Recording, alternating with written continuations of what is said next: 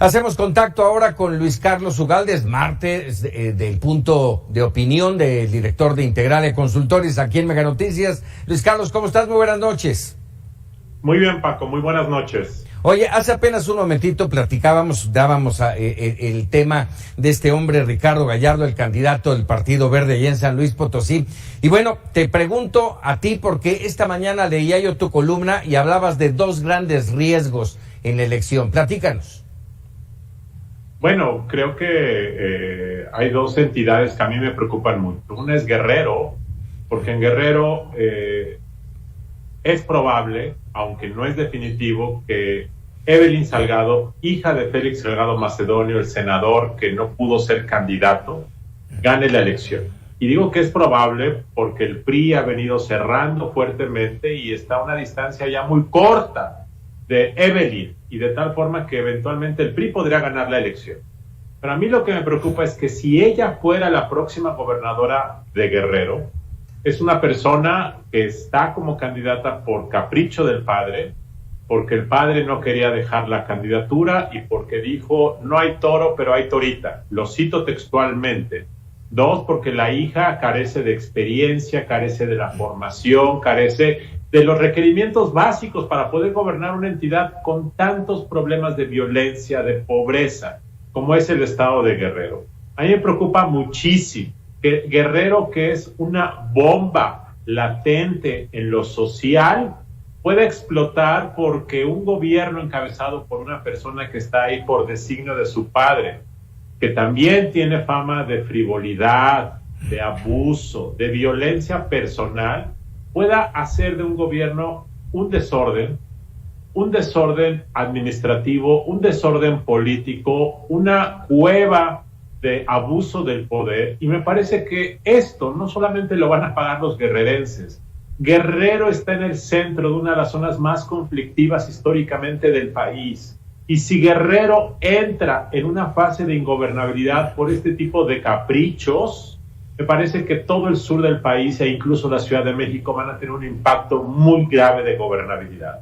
Ojo, en el pasado, gobernadores del PRI cometieron estos errores de frivolidad, pero ahora esto puede ser la punta que haga que Guerrero estalle y eso es un primer riesgo. El segundo riesgo que tú comentas es el de San Luis Potosí. Muchos en los últimos años han señalado que Ricardo Gallardo, uno de los candidatos punteros postulados por el Partido Verde, podría tener vínculos con el crimen organizado. Su familia misma ser parte integrante de bandas delincuenciales de San Luis Potosí. Él mismo ha estado en la cárcel acusado de peculado porque él fue presidente municipal hace algunos años. Y a mí me preocupa mucho que, como si nada ocurriera, alguien, y no quiero juzgar si eso es cierto, simplemente estoy señalando que hay muchas voces que han advertido de esos posibles vínculos con el crimen organizado. Y me parece que el país no puede ver con naturalidad que este riesgo pueda materializarse, porque el gran problema no solo es para San Luis Potosí, el gran problema es que si el país ve que en una entidad se puede elegir a alguien con presuntos vínculos con el crimen organizado, entonces mañana en Durango el crimen organizado va a decir que mejor ponen candidatos ellos en lugar de sobornar candidatos. Y en Chihuahua, y en Chiapas, y en Oaxaca, este fenómeno puede replicarse por un tema que se conoce como narcopopulismo. El narcopopulismo significa que el narcotráfico y el crimen organizado en muchos lugares del mundo tienen mucho dinero, tiene apoyo social de las comunidades, tiene además personajes que lideran las bandas que son vistos con idolatría por las comunidades. Y esta combinación para muchas comunidades es una aspiración de vida. Entonces imagínate el modelo en donde dinero, popularidad, fama y base social construyen este tipo de gobiernos. Esas dos cosas no son los únicos riesgos, pero creo que son dos riesgos que no solo atañen a estas dos entidades, Paco, atañen a todo el país, porque el efecto dominó que por diversas razones Guerrero y San Luis Potosí podrían tener sobre el resto del país, creo que son muy importantes tenerlas en mente. Así es, bien mencionas, Luis Carlos, no son estos dos los únicos riesgos, hay otros. Hemos platicado muchas veces sobre esta lamentable situación de la violencia político-electoral, y en este entorno, y además agregado el tema de la polarización, te pregunto, Luis Carlos, ¿qué podemos esperar de estas elecciones? Al terminar estas elecciones, ¿qué podemos esperar? Yo voy a decirte dos cosas, una buena y una mala. Como es la política y como es el amor, siempre hay algo bueno y siempre hay algo malo. Lo positivo de este domingo es que hay un proceso electoral que se va a celebrar, la gente va a expresar lo que piensa y habrá resultados.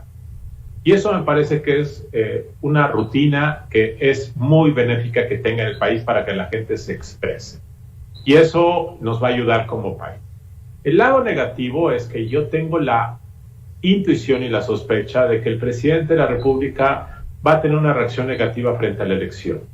Y como Morena, por un lado, será el partido que más gane, pero por otro lado perderá respecto a 2018, tengo la impresión de que la lógica política del presidente, que siempre busca generar controversia, pleito, va a hacer que reaccione mal y que culpe al INE de las derrotas de Morena. En lugar de festejar que su partido habrá ganado mucho, va a culpar al INE de haber perdido lo que pierda. Y esto creo que va a generar un clima postelectoral de conflicto, de más polarización y de la judicialización de muchas elecciones, de tal forma que tendremos varias semanas de estos debates, pero al final del día creo que lo positivo es que habrá una decisión del electorado. Creo que va a haber una votación histórica en términos porcentuales. Las elecciones intermedias comúnmente llaman a poca gente a votar. 45% es el promedio de los últimos 12 años. Muchas personas estiman de que podríamos llegar al 53, 54%, lo cual sería por sí mismo ya un éxito. A mí me gustaría mucho, Paco, que el próximo lunes dijéramos México votó y México ganó, porque votó mucha gente. No importa quién haya ganado y perdido, eso es secundario, pero que el mensaje fuera la energía ciudadana que se volcó a las urnas. Ojalá esa sea la lectura el próximo lunes. Eso esperamos sin duda. Luis Carlos, el próximo jueves, tengo entendido, sale el último reporte de Integralia sobre el tema de la violencia. ¿Qué podemos esperar? Malas noticias, Paco, porque el problema está fuera de control, porque el crimen organizado avanza y avanza en cooptar gobiernos locales, gobiernos municipales, el territorio del país, y esta elección ha sido violenta. Pero como yo he platicado a ti, el gran problema no es la violencia, el gran problema es la no violencia, que significa que el crimen organizado predomina. La violencia es cuando no hay acuerdos entre el crimen organizado y los candidatos, por eso hay ejecuciones. Pero cuando sí hay acuerdos, es decir, cuando el crimen organizado manda, todo el mundo está en silencio, y yo creo que el gran problema en ocasiones es la no violencia. Y estoy muy preocupado porque este es un problema que nos va a acompañar mucho tiempo, y lo que demuestra simplemente es que no se está haciendo nada para atacar el avance silencioso y como novedad del crimen organizado en capturar gobiernos locales cada vez más y más. Y además me preocupa mucho la negligencia del gobierno federal. El presidente López Obrador ha dicho que es amarillismo.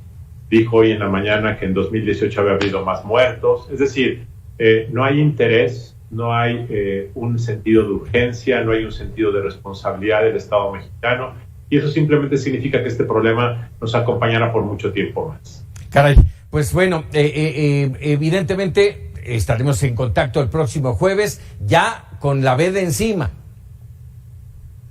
Así es, mañana a las 12 de la noche terminan las campañas, y el jueves tú y yo podremos platicar de qué pensamos, por supuesto. Nosotros no somos partidos, no podemos tú y yo promover voto, y creo que en este programa nunca se ha promovido el voto a favor o en contra de alguien. Este es un programa de análisis, de reflexión, de tal forma que tú y yo el jueves podremos reflexionar sobre lo que está en juego, podremos reflexionar qué se espera para la jornada del domingo, con mucho respeto a la ley, y reitero, más allá de quién gane más elecciones o más votos o más diputados, el tema de la democracia es que la gente salga a votar, por quien sea, no importa, pero que expresen su punto de vista. Con un voto razonado y reflexionado, sin duda. Luis Carlos Ugalde, como siempre, agradecido. Nos vemos el jueves. Claro que sí, Paco. Muy buenas noches. Muy buenas noches. Vámonos con otros temas porque déjeme decir